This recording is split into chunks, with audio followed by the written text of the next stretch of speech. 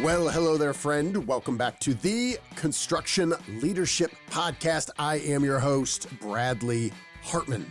Now, every April, we host the Sales Fundamentals Workshop in Fort Worth at the Omni Hotel. This past April was our 6th annual. And what we do over 2 days is bring together sales reps in the construction industry and sales leaders together to learn from each other and improve our ability to deliver value first. And part of that value is bringing in people who run home building operations, people who can tell firsthand what they are looking for, what makes them happy, and what drives them absolutely crazy. And they share their insights, they share their wisdom, and they are extremely generous. And this past year, we had 6 individuals join us. We had Mr. Brent Hall, and he is construction famous. He had a show, Lone Star Restoration, on HGTV. He's part of Matt Reisinger's Build show, and he's got the 100-year window. He does historic preservation. He's a guy. His name's Brent Hall. He's fantastic. We had Mr. Matthew Schmidt, who's a purchasing leader at PulteGroup. We had Mr. Bobby Krueger. He leads the Krueger Group in Cleveland, Ohio, as well as MAVREK in Chicago. Mr. Nathan Marsh, also in Chicago, of V&amp Development. Mr. Jose Berlanga, he was our guest on episode 459, so not that long ago. He joined to talk about his new book and his history in not only home building and construction in general, but entrepreneurship. And we had Mr. Dennis Casey, who runs operations at Cassity Jones in Texas, because we also had manufacturers on site as well as distributors. So those individuals got to listen intently to Mr. Dennis Casey. Anyway, we brought all this talent together. We recorded it, and what you will hear is our panel discussion from these individuals. I appreciate them making time to share their insights, and I appreciate you, my friend, for listening. So without further ado, please enjoy this panel discussion at the 6th annual Sales Fundamentals Workshop that took place in April of 2025. Nathan, I'm going to ask you a question first. You just shared it with your group, but I think is a really important point to share with everybody. Mirror and shower door John, we'll call him. But he started telling a story. I go, this is exactly what we were talking about yesterday in terms of a doom loop, that especially when there is more uncertainty and you have salespeople that are looking at a relatively short pipeline and they are looking to call these people more frequently, desperation is obvious and bad things happen. And Nathan shared a story that I think would be compelling for everyone just to really understand. So go ahead. Yeah. So Mike Barrett is the colleague, and Bobby as well. And at one point, all 3 of us were in Chicago with separate firms. We'd worked together previously, so we obviously know each other well. But I had this gentleman call me for mirrors and shower doors, and I think his name was John. And he would call me literally like once every couple weeks and leave me a message. And this is kind of getting annoying, right? So finally, I literally put his name in my phone, like John, shower door guy, right? So I pick up the phone one day and I'm like, John, you're blowing me up over here. Like, will you please just stop calling me? I'm not interested right now, but appreciate you doing your job. Like 3 weeks later, he calls me again. And I'm like, John, we had this conversation before. I said I wanted you to please stop calling. And I think he called a 3rd time, and I more or less went off on him. I said, John, every builder I know is going to hear about you. I said, I'm going to tell people not to call you back, and you're annoying as hell. And that's not like me at all. It's not like you. Couldn't take a point. So that's like an extreme, right? You're being detrimental to what you're doing at that point by just, yeah. So that was my crazy story. Yeah. It's good. Persistence is okay when it's properly applied, without pushiness, because, sometimes builders get complacent. They, particularly purchasing departments, get borderline lazy every now and then. They just like the repetition. They like the comfort. They get used to what they have. There's a great opportunity in this industry because very few vendors, not service providers, not labor. Those seem to be a little more proactive in looking for business. But when it comes down to materials, you don't get those many phone calls of people trying to earn your business. So there's an opportunity, and builders are doing okay until they're not. One random day, they had a problem, something went wrong, and they need a new vendor, and that's where you jump in. So being in front of your builders, in front of your prospects is a great idea. Just them knowing that you're there. There are techniques of being persistent without being annoying, and that's a whole nother subject. But you should be out there, because at some point, every builder will have some problem with their vendor and some issue where they will want to go and check pricing and look for better service, look for an alternative. So that's where you jump in. Well, just to that point, both what Nathan and Jose said is very true. At some point, we're going to have a pain point. We need a solution. And usually what happens for me when I have that pain point, I call Nathan, I call Barrett. So we were talking in one of our meetings about kind of that soft introduction, making sure there's a way to get to us. But I think that's important, kind of knowing who we work with, knowing who our colleagues are. And when we have that pain point, I'm going to call Nathan, I'm going to call Barrett, I'm going to call Matthew and say, hey, this is what I'm dealing with. Who can I go to? And they're going to make a recommendation. He's not going to recommend John with the shower glass doors, but it's important just that you guys know how we're thinking and how we're going to address that issue when it arises. So, yeah, asking for referrals, knowing that builders, like everybody else, lean on each other to try to figure out when we have pain points or who's the best person for this. Don't be afraid. And Bobby, if a salesperson said to you, Bobby, do you have any referrals as I'm trying to grow my business? Anybody else in your network that we're not working with, would you be open to making an introduction, sharing my name as a referral? How would you respond to that? Absolutely. I would absolutely I'd welcome that. If I have a relationship and a good relationship, a good working relationship, I will absolutely make that introduction and advocate for that person. Right. And if he calls up Nathan and says, hey, this guy asked for a referral and he does a great job, I love the guy. If Nathan doesn't already know about you, that's the easiest in. And oftentimes we see salespeople are reluctant to ask the raving fans that they're already serving on how they can help them. That's an easy point of reciprocity. Dennis, I want to ask you about, because you got a unique perspective here. You were meeting with folks at Henry and Tina, who's in distribution. So meanwhile, you're sitting there as a potential buyer, someone certainly influential at Cassity Jones. Meanwhile, you were very involved, not only with operations, but thinking about sales, thinking about growing the business. Maybe what were some of your general takeaways on what stood out to you that maybe thinking about go back home and talk to your folks at Cassity about things that you saw that you liked from the meetings where people were, pitching you? Yeah. So when we met, the one good thing about from a dealer's perspective is we talked about warranty and what does warranty mean to us as a dealer versus some of the guys as a builder. Builders some care about warranty, some do not care about warranty. It's a lot of the builders think, well, that's just paper. And it's kind of like I was telling the Henry folks was warranties are very important to dealers because that's how we go promote your product. That's what we're going to the field. That's how you as a rep is going to go promote a good, better, best product. And one of the things that they did really well is talked about how their warranty is and how does it involve to the builder all the way to the end user. From a dealer's perspective, it's great to hear those things of a product. Well, yesterday, Brent kind of started off telling a story, which I had a big loss of a sale that I was very emotionally invested in and was hoping was going to really help propel our young company. And I said, the thing that I learned was that, and what I believe is that we all want to work with experts who have ideas and insights, who can help us make, find, and save money and make us look smart. Can you maybe just talk to what you were looking for, any sort of level of expertise, or what you were looking for just in general that catches your attention from salespeople in general? Well, realize that my client is looking at me as the expert. And so they're not going to read any of the trade journals. They don't care about what the warranties say.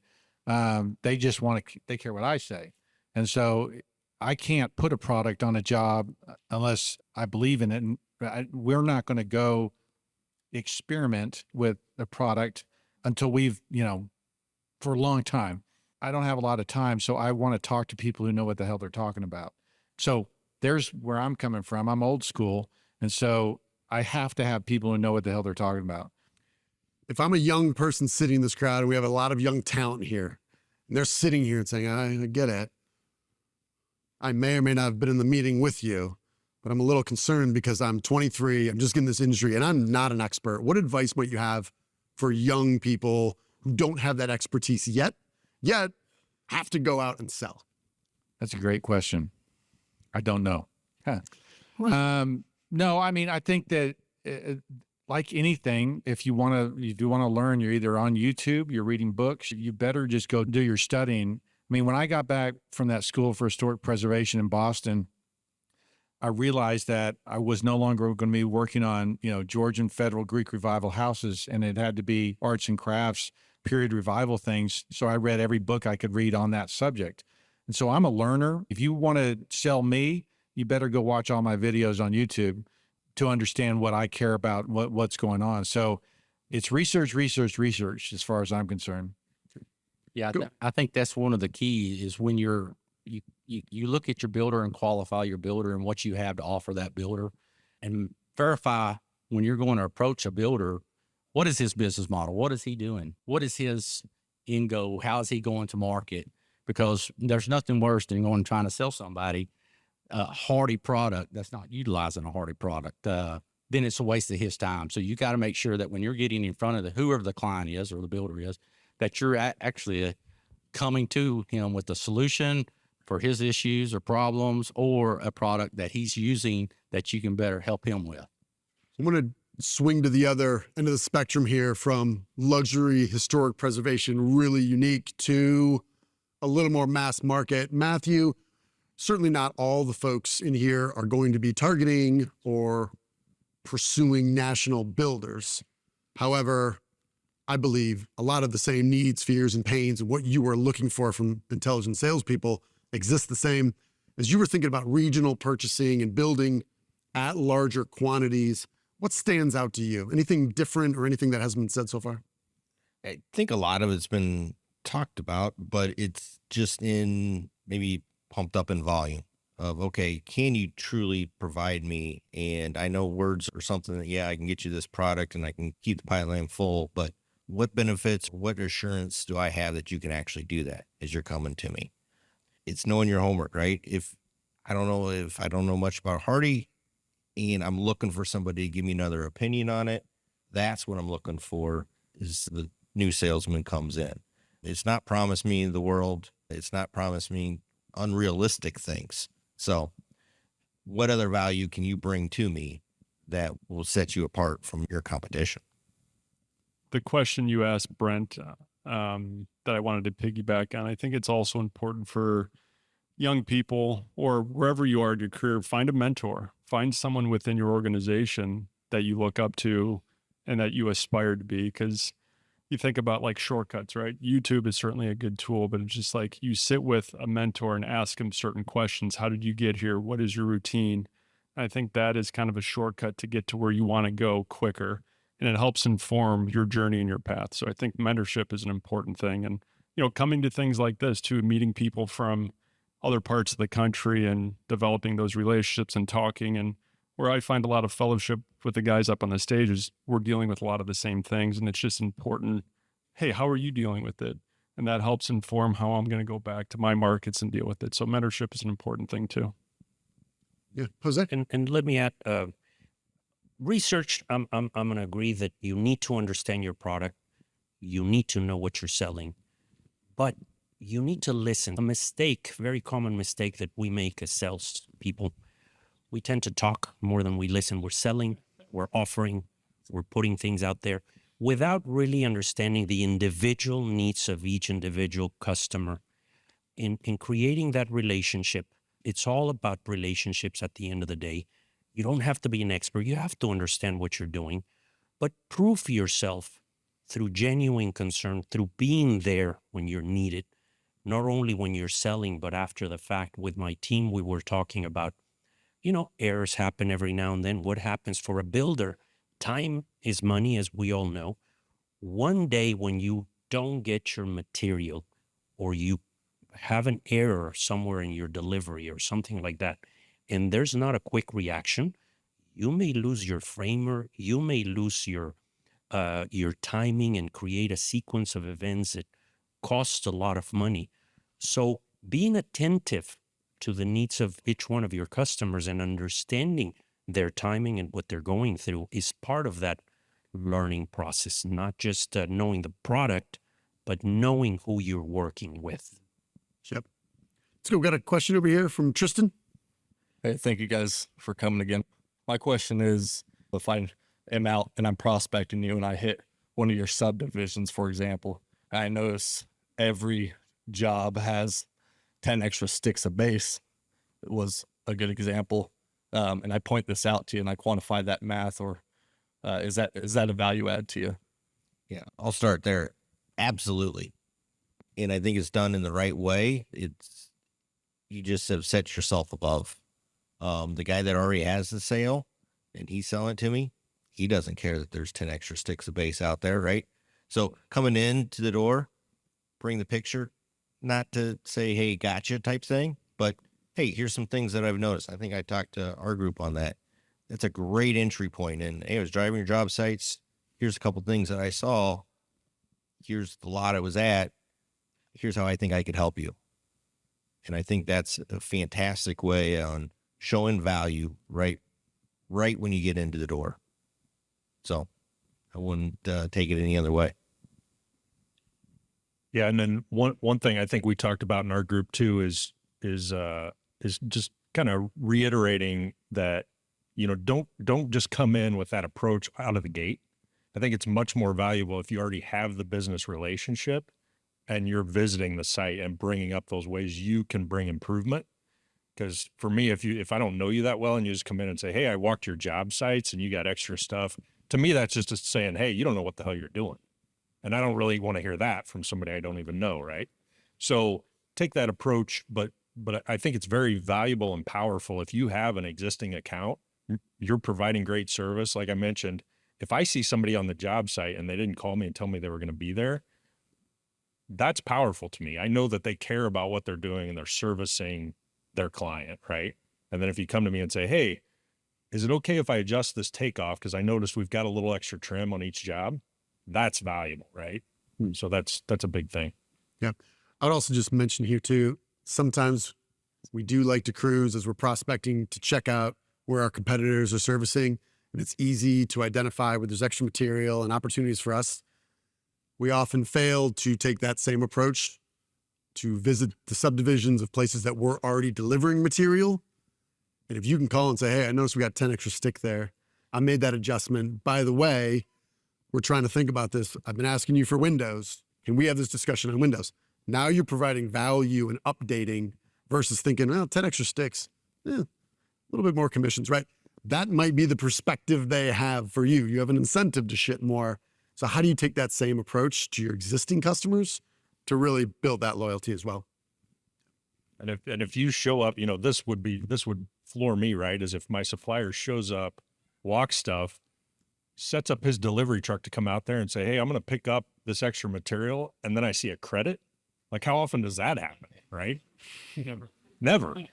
I've never had that happen. But if you did something like that, talk about getting somebody's attention. Like, really? Even if it's only $200. If I may, can you just reiterate this one more time? When you said this has never happened, say that again. This has never happened to me. What? Yeah. Somebody comes out to the job site, right? Walks it, finds extra material. They've already got another delivery coming out for another building. And they send the guys over to pick up the extra material and call me and say, hey, we picked up this extra material. You're going to see a credit, or email me the credit invoice, right? It's like, holy cow. Like that's never happened. Are we catching this? Because I just want to make sure we're absorbing this. You've been doing this for 25 years. Yeah. I mean, I don't want to go into the Sean Connery look and all, but it's been around the block. This has never happened.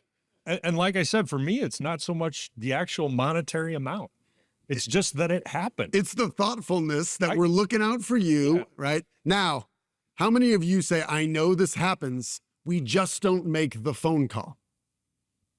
Now, some of you in here are like, no, if it's a return, the money only goes one way. We try not to do that. So to put it into context, right? If I'm my lumber supplier and I'm spending, I'm not a big builder, but let's say I'm spending $300,000 a year in lumber, but I get a credit for $800. Mm-hmm. That's meaningful to me. Yeah. Because it's never happened before. It's really meaningful. So it's never happened before. One of those examples. And you're so right. It's not even expected in our industry for vendors to come in and pick up materials and give us credit. When a vendor reacts quickly when you have a request like that, because we're accustomed to having our superintendents looking for those overages and leftover stuff and call the supplier and have them pick it up. So just forget the proactiveness, at least good responsiveness. Yes, I'll be there to pick it up. And yes, you'll see your credit, because sometimes they pick it up, but you don't see the credit. Right. You have to follow up. So if you guys can eliminate and participate a little bit in following up with your administrative staff, you will look very good in front of your customers. I love that verb, participate. Just participate a little bit. Let's go to a question here from Dan F&C with Carter Lumber. So what would cause you to leave one supplier and go to another supplier other than price? Brent, why don't you start with that? That's a good question. I was telling my groups that we're very loyal and then using the same lumber yard for 30 years. And so those relationships are really important. If we're going to make a change to a supplier, it's because the original guy dropped the ball and continues to drop the ball, that they can't supply the quantity or the quality that we're looking for. We're looking for expertise and we're looking for quality. We actually do get credits back on our lumber, and it's pretty common for us to have that happen. So just the juxtaposition between the different building types and expectations is interesting to me. Matthew?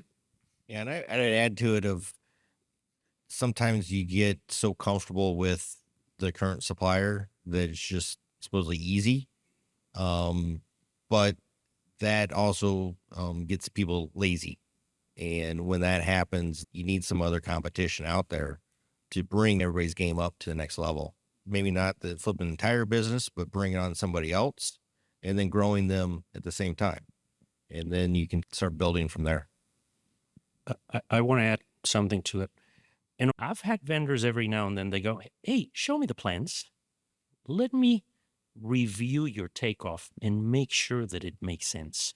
You'll be surprised how many times engineers over-engineer your plans. So all of a sudden you look at the plans and you go, we can make some adjustments here and save you a lot of money. You propose those and you look like a king. Awesome. I mean, really, you can reduce the cost of a house without the builder even asking for it. So, Jose, just to clarify, are you suggesting that despite the effort and energy and the best intentions of architects and engineers, sometimes the plans have opportunities to improve? Is this what you're suggesting? Absolutely, because they're working to their best interest, not to the builder's best interest many times. Okay? Not everyone, but it happens. Cool. Let's go one more question here. Gina? All right. So there are a few of us here from my organization, and we got into discussion about one of the principles you talked about, or one of the suggestions you talked about in Behind Your Back, which was the $0 invoice. And what value does that, or what is the line between tattling on your site supers, potentially, and letting the office know what's going on at the job site and where you are adding value that doesn't add dollars? I'll give it just a real quick context. I had met a couple situations when I was at Pulte in purchasing, and it would most often, there's two instances I remember when we were moving on from a supplier, from a vendor, and I would call them in and I would tell them why, and they would say things like, you have no idea of all the things we've done for you, and we helped you out with that $20,000 at Manchester Lakes when that thing happened. And me in purchasing, I said, I have no idea what you're talking about. And what I requested from them, I started calling a ZDI, a $0 invoice. There are things that you expect to get paid on, but you gave us for free. I want to make sure I'm aware of those. Thin line between martyrdom and improving communication. So take that any way you want. How do you feel about it? I think it's a great opening conversation to have on, hey, here's the value that I'm providing to you at no cost, right?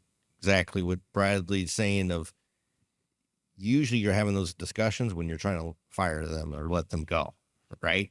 Then everything kind of comes up and then it's too late. So in the right context, I think it's absolutely a great thing to do, but be careful that it's not going in the opposite way. You're doing it too much.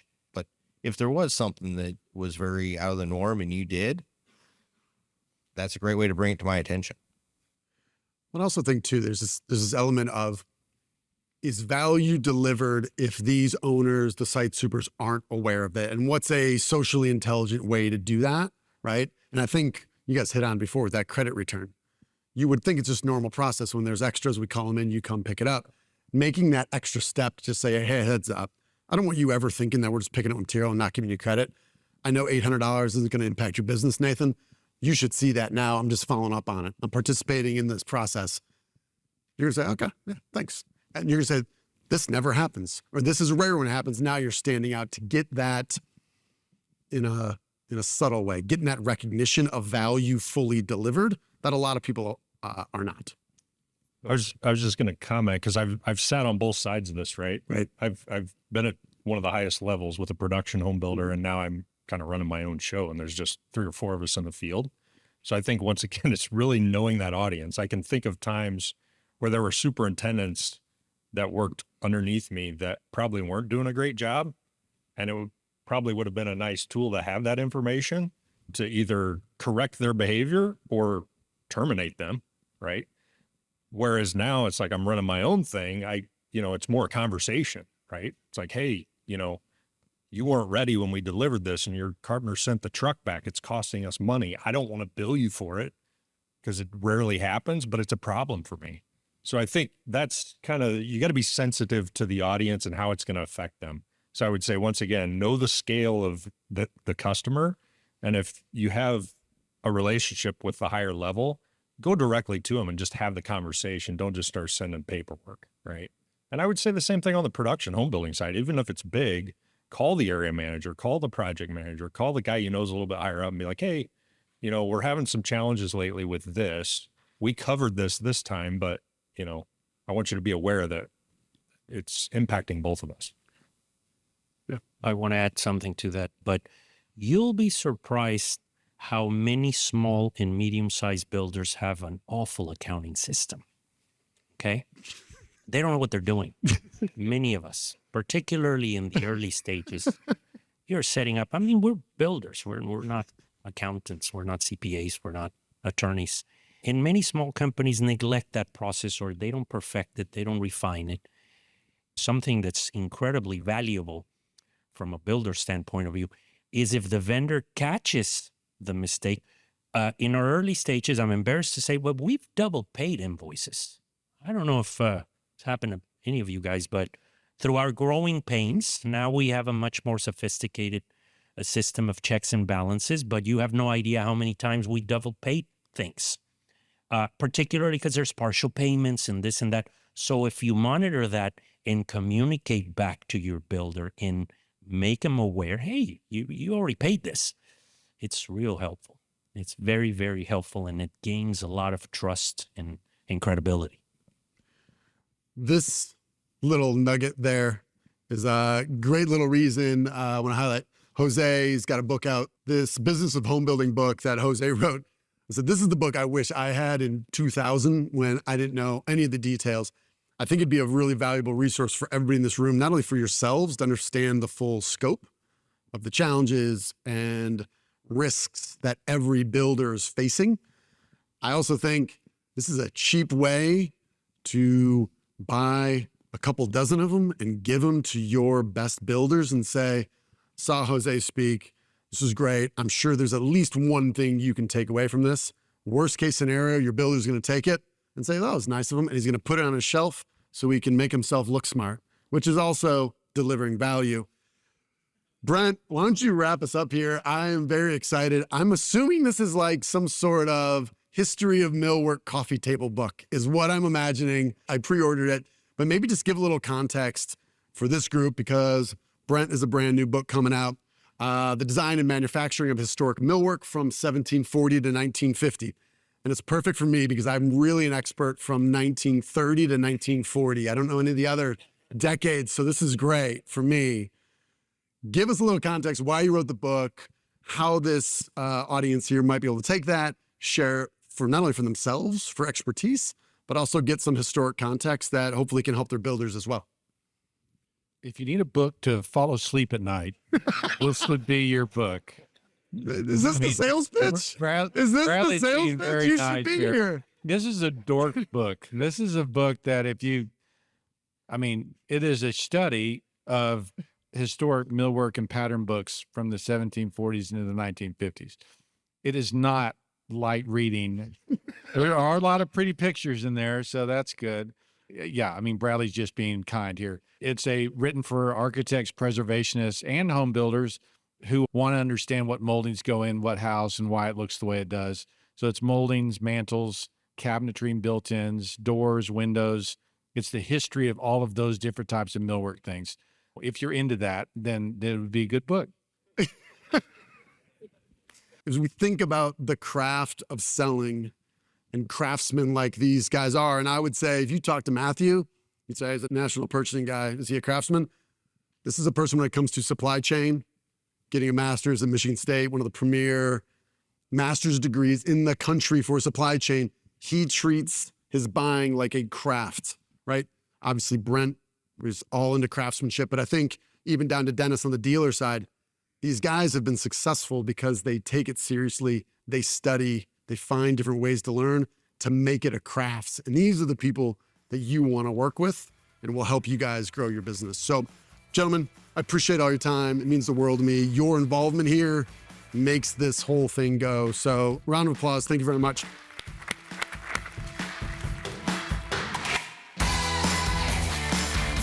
All right then, friend, how did that go? Hopefully you enjoyed that panel discussion at our 6th annual Sales Fundamentals Workshop in Fort Worth. And if you were listening to this and you thought, man, that sounds pretty amazing, I'd like to be part of that. Well, there are 2 opportunities to do so. We are selling out our OSR Academy, our 12-month online, offline sales development program, the only one of its kind. We're selling that out for the next year. It starts in September of 2025 and it ends in August of 2026. There are 4 terms. Each term is 8 weeks long. In addition to training up your construction sales professional, we also have a sales manager peer advisory group that is included. I will lead that monthly, and the idea is while the sales rep is getting trained up on sales skills and prospecting and knowing how to deliver value first, every month we're going to get sales managers together to share the unique challenges and pain points and opportunities that exist in a sales manager role, which I believe is one of the hardest jobs in our business. So the early bird pricing is $17,495. So if you're interested, you can just Google OSR Academy, or you can go to bradleyhartmanandco.com. Now, I bring up the OSR Academy because our sales fundamentals workshop is included in that. So that $17,495 includes a seat at the sales fundamentals workshop, and the cost of that, which we will sell out, opportunity number 2, is in October around Halloween every year. Just for the sales fundamentals workshop, we max at 85 individuals, and we have sold out all 6. I'm very confident we will sell out our 7th edition. So those are your 2 opportunities. We'd love to have you. That's all I've got. I'm going to quit talking right now. You, my friend, you're owed nothing. Deliver value first. Make it a great week.